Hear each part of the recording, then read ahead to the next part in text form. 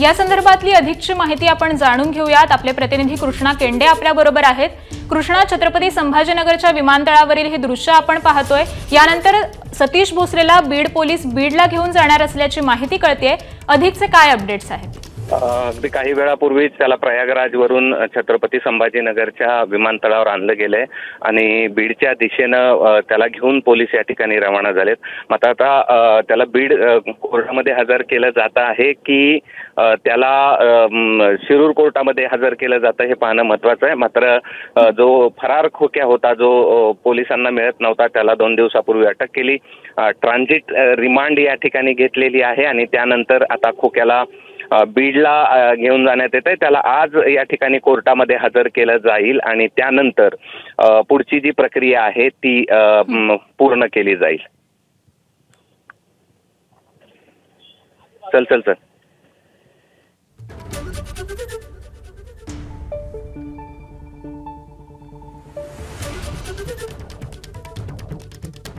कृष्णा, यानंतरची संपूर्ण कारवाई नेमकी कुठे केली जाणार आहे आणि यानंतर काय कारवाई केली जाणार आहे? यानंतरची रितसर त्याला अटक या ठिकाणी दाखवली जाईल, मेडिकल केलं जाईल आणि मेडिकल केल्यानंतर कोर्टामध्ये हजर केलं जाईल अशा प्रकारची माहिती मिळते आहे। आणि यामध्ये आता कुठे हजर केलं जात आहे या प्रश्नाचं उत्तर अजून मिळू शकलेलं नाही। मात्र खोक्याला आज बीडला या ठिकाणी पोलीस घेऊन जात आहेत आणि त्यानंतर पुढची सगळी प्रक्रिया होईल आणि कोर्टामध्ये आज हजर केलं जाईल। आपण पाहतोय 6 दिवस तब्बल लागले सतीश भोसलेला अटक करण्यासाठी आणि नंतर प्रयागराज पोलिसांनी ही कारवाई केली आहे। तर एकूणच प्रयागराज पोलिसांची ही कारवाई कशी होती आणि त्याला कसं महाराष्ट्रात आणण्यात आलंय? पोलिसांसमोर खोक्याला पकडण्याचं आव्हान होतं, कारण की माध्यमांना तो भेटला मात्र पोलिसांना मिळाला नाही अशा प्रकारचा आपण पाहिलेलं होतं। त्यानंतर पोलिसांनी त्याचा जो वापरत असलेला जो मोबाईल आहे, जो नवा मोबाईल या ठिकाणी त्याचा क्रमांक शोधून काढला, त्याच्या लोकेशन त्यांना मिळालं। ते लोकेशन होतं प्रयागराजचं आणि यूपी पोलिसांशी बीड पोलिसांनी संपर्क केला आणि त्यानंतर त्याला अटक करण्यात आली। बीड पोलीस आणि यूपी पोलिसांची संयुक्तिक कारवाई होती। त्यानंतर एअरपोर्ट जे पोलीस स्टेशन आहे त्या ठिकाणी त्याला नेण्यात आलेलं होतं। तिथे त्याला ट्रान्झिट रिमांडसाठी हजर केलं आणि प्रयागराज जिल्हा कोर्टाने 48 तासांची ट्रान्झिट रिमांड दिलेली होती आणि त्यानंतर तिथून वाराणसीला बाय रोड त्याला आणलं गेलं आणि वाराणसीवरून मुंबईला विमानाने आणलं गेलं आणि मुंबईवरून छत्रपती संभाजीनगरच्या एअरपोर्टवर आणलं गेले आणि आता त्याला बीडला नेण्यात येत आहे। ठीक आहे, धन्यवाद कृष्णा आपण दिलेल्या या माहितीबद्दल। तर आत्ताच्या घडीची ही सगळ्यात मोठी बातमी आपण पाहतोय। सतीश भोसले उर्फ खोक्याला आता बीडला रवाना केलं जाणार आहे। त्यानंतर पुढील कारवाई नक्की कुठे होते हे अद्याप माहिती नाहीये, परंतु यानंतरची कारवाई ही बीडलाच होणार आहे अशी माहिती आता समोर येते।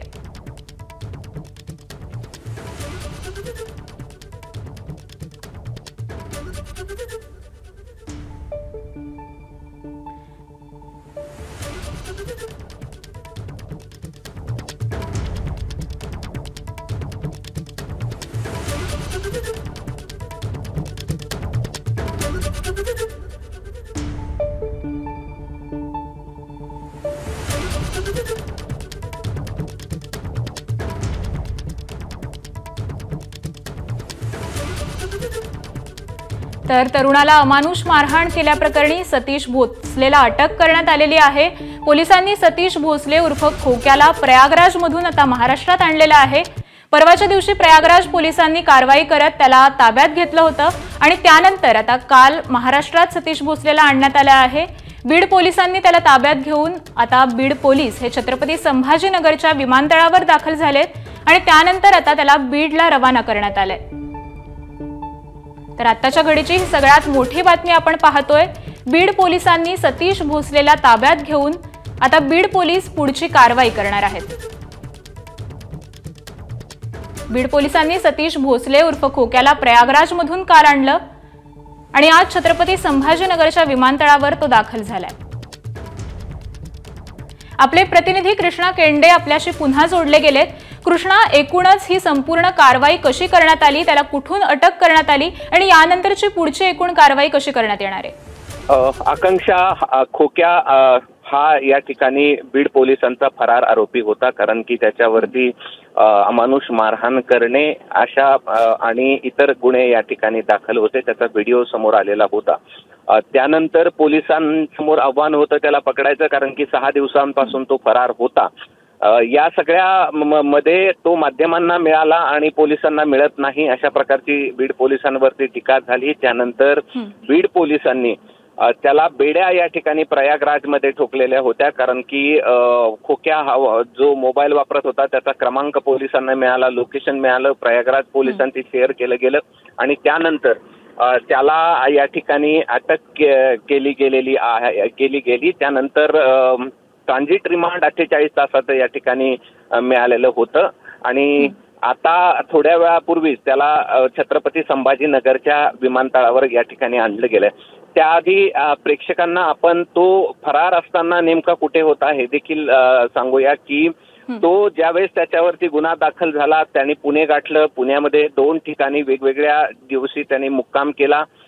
त्यानंतर तो पुन्हा या ठिकाणी शिरूर कासार जो त्याचा तालुका आहे त्या भागामध्ये तो पोहोचला. तिथे माध्यमांना इंटरव्ह्यू दिला. त्यानंतर तो अहिल्यानगरला या ठिकाणी पोहोचला. तिथे त्यांनी मुक्काम केला. त्यानंतर तो संभाजीनगरला या ठिकाणी पोहोचला. संभाजीनगरवरून ट्रॅव्हल्सनी तो प्रयागराजला पोहोचला होता.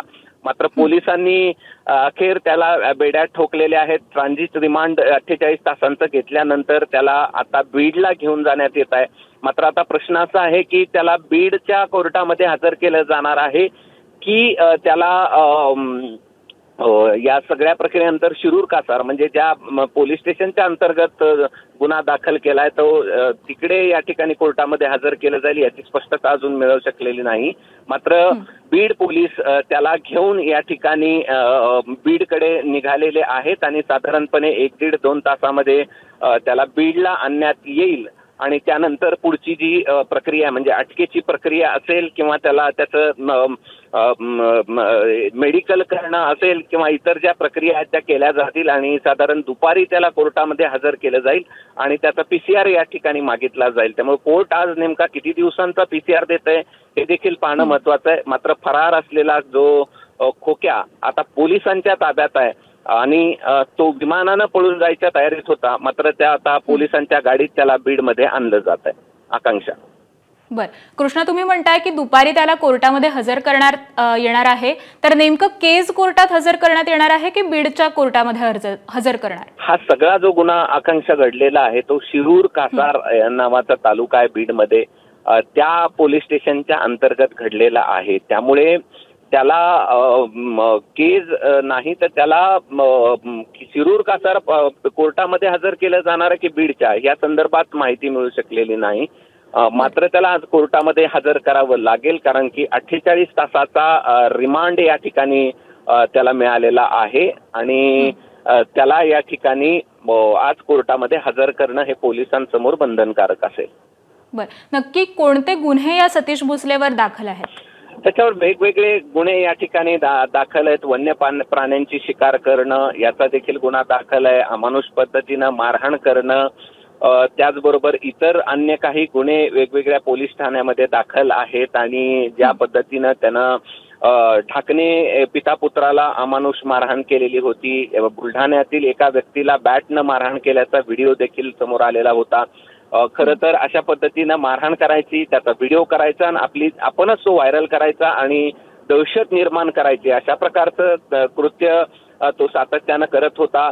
त्याच्यावर आरोप पण होता की भाजपाचे जे आष्टीचे आमदार आहेत सुरेश धस यांचा निकटवर्तीय तो कार्यकर्ता आहे, कारण त्यांनी त्याला वाढदिवसाच्या शुभेच्छा दिल्याचा एक ऑडिओ देखील व्हायरल झालेला होता आणि त्यामुळे गेल्या काही दिवसांपासून बीड जे चर्चेत आहे त्यातला हा खोक्या हा देखील एक भाग होता आणि अखेर पोलिसांनी त्याला बेड्या ठोकलेल्या आहेत आणि त्याला आता बीडला या ठिकाणी घेऊन जाण्यात येत आहे. आकांक्षा. धन्यवाद कृष्णा, आपण दिलेल्या माहितीबद्दल. वेळोवेळी आपल्याकडनं अपडेट्स जाणूनच घेऊ. एबीपी माझा, उघडा डोळे बघा नीट.